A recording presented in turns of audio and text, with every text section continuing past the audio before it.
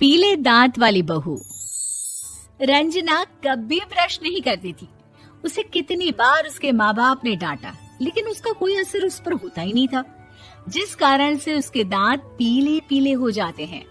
शादी के बाद अरे बहू, वैसे तो तुझ में कोई कमी नहीं है, पर तेरे दांत इतने पीले कैसे हैं बेटा?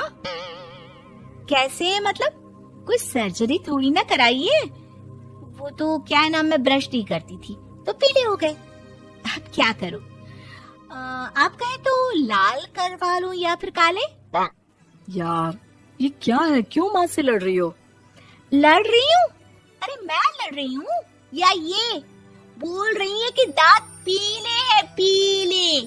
अरे तपस्या थोड़ी ना की है इन्हें पीले करने के लिए। बकायदा ब्रश नहीं किया है 20 साल तक, तब जाकर। छी, कैसी बात कर रही हो? ये उस वक्त तो पीले नहीं थे जब हम लोग तुम्हें देखने आए थे। अरे तब साफ करवा लिया होगा डेंटिस्ट के पास जाकर। अब देखो कैसे पीले पीले लग रहे हैं। रंजना सास की तरफ गुस्से से देखती है। फिर शुरू हो गई पीले पीले पीले। अरे पीले तो तब भी थे जब मेरे हाथ का रसगुल्ला उड़ा उड़ा कर खा रही थी और बोल रही थी, लड़की नहीं गुणों का खजाना दे रहे भाई साहब आप। खैर, अब वो लोग करते भी तो क्या करते, पीले दांत वाली बहू पल्ले पड़ी थी तो झेलना तो था ही। एक दिन कीर्तन में रंजना गाना गा रही थी। अरे कमला बहन, माँ का द्वार है, यहाँ तो सब शुद्ध होकर आते हैं, फिर अपनी बहू को ब्रश भी नहीं करवाती तुम। दूर से पीले पीले दांत भक्ति में बाधा उत्पन्न कर रहे हैं। अरे कोई 2 साल की बच्ची थोड़ी ना लेकर आई हूँ मैं बहू बनाकर। अच्छी खासी लड़की है, अरे कैसे करवाऊं ब्रश? ये तो उसे खुद करना चाहिए ना। अब माँ बाप तो इसके जैसे तैसे निपटा दिए, ये नहीं सोचा कि सास कैसे संभालेगी। सास बहू को लेकर घर आ जाती है, लेकिन सोच लेती है कि अब इसे लेकर कहीं नहीं जाएगी। अगले रोज बहू कहती है, अरे क्या हो गया, मंदिर नहीं जाना क्या? कीर्तन का वक्त हो रहा है। मेरी मधुर वाणी से कान्हा जी जागते हैं और सोते हैं। आप तो जानती है ना उनकी भक्ति में कितना मन लगता है मेरा। वो क्या है ना, तबीयत ठीक नहीं लग रही है मेरी, आराम करूंगी मैं। तबीयत ठीक नहीं लग रही? अभी तो मिथुन के गाने पर नाच रही थी आप, और अब बोल रही है कि तबीयत ठीक नहीं लग रही। अरे भक्ति में मन लगा लो सासू माँ, ऊपर जाना है, क्या मुंह दिखाओगी आप? हाँ? सास को बहू की बात पर गुस्सा आ जाता है। मैं क्या मुंह दिखाऊंगी, इसकी चिंता तो ना कर, समझी? अपने मुंह की चिंता कर, जो ये पीले पीले दांत लेकर हर जगह पहुंच जाती है। पता है लोग कितना मजाक बनाते हैं। ना जी ना, मैं नहीं जाना कहीं तेरे साथ। तो ये बात है, कोई ना, मत जाओ, मैं अपने कमरे में ही बैठकर भक्ति कर लूंगी। ऊपर वाला दांत थोड़ी ना देखता है, मन देखता है, भावना देखता है। और अरे बस बस, तू सब कुछ दिखा, बस ये सफेद चमकदार दांत ना दिखाना किसी को, है? जा यहाँ से। बहू को सास की बात का कोई फर्क नहीं पड़ता, वो तो जैसी थी वैसी ही रह जाती है। सुबह नहाकर किचन में खाना बनाना, फिर खाना खाना, कीर्तन भजन करना और सो जाना। एक दिन, माँ जी मैं सहेली के घर जा रही हूँ, शाम को लेट आऊंगी। हाँ हाँ तो जाना, मैंने कौन सा तेरी आरती करनी है घर पर बैठकर। रंजना सहेली के घर जाती है, जहाँ वो पार्टी में जाने की तैयारी कर रही होती है। अरे शिखा, कहाँ जाने की तैयारी कर रही है? मैं गलत वक्त पर आ गई क्या? अरे नहीं यार, उल्टा सही वक्त पर आ गया। मैंने ये साड़ी और ज्वेलरी निकाली है यार, शाम को इनके ऑफिस की एक पार्टी में जाना है। बताना कैसा लग रहा है ये सब? नहीं यार, इस ड्रेस के साथ तो वो वाली ज्वेलरी अच्छी लगेगी। हाँ हाँ सही बोल रही है, मैंने ध्यान ही नहीं दिया। वैसे तो हमेशा से मस्त फैशन सेंस रखती है। तो बड़ा जाती होगी ना पति के साथ पार्टी में।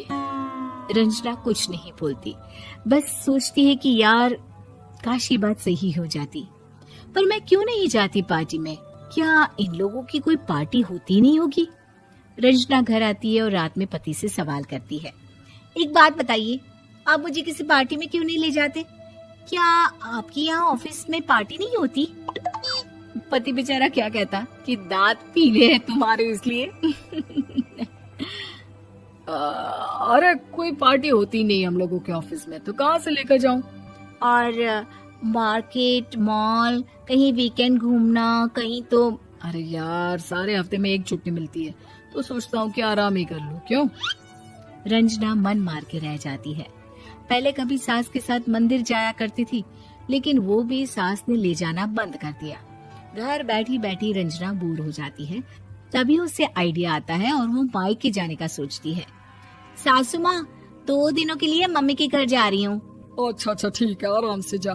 और हाँ, माँ से कुछ अच्छी आदत सीख कर आना कि कैसे शरीर के हर भाग की तरह दांतों की सफाई भी जरूरी होती है, समझी? शुरू हो गई ना आप। वो लोग आपकी तरह नहीं है कि छोटी छोटी बात का बतंगड़ बना दे। उन लोगों के लिए मैं मायने रखती हूँ, ना कि मेरे पीले पीले दांत। रंजना माँ को बिना बताए उन लोगों को सरप्राइज देती है, लेकिन जैसे ही वो दरवाजे पर पहुंचती है, अंदर देखती है कि घर वाले कहीं जा रहे होते हैं। अब माँ, काश रंजना दीदी के दांतों वाली प्रॉब्लम नहीं होती, तो वो भी हम लोगों के साथ चलती ना बुआ जी की बेटी की शादी में। हाँ बेटा, लेकिन अब उसे कौन समझाए कि उसको उसके पीले दांत नहीं दिखते, लेकिन उसके आसपास के लोगों को कितना एम्बैरेसिंग फील कराते हैं। मुझे तो कितनी बार उसके स्कूल की टीचर ने शिकायत की कि उसके साथ कोई लड़की बैठना भी नहीं चाहती, और ना ही कॉलेज में कोई उससे बात करना चाहता था। लेकिन पता नहीं क्यों उसे ये बात समझ में ही नहीं आती।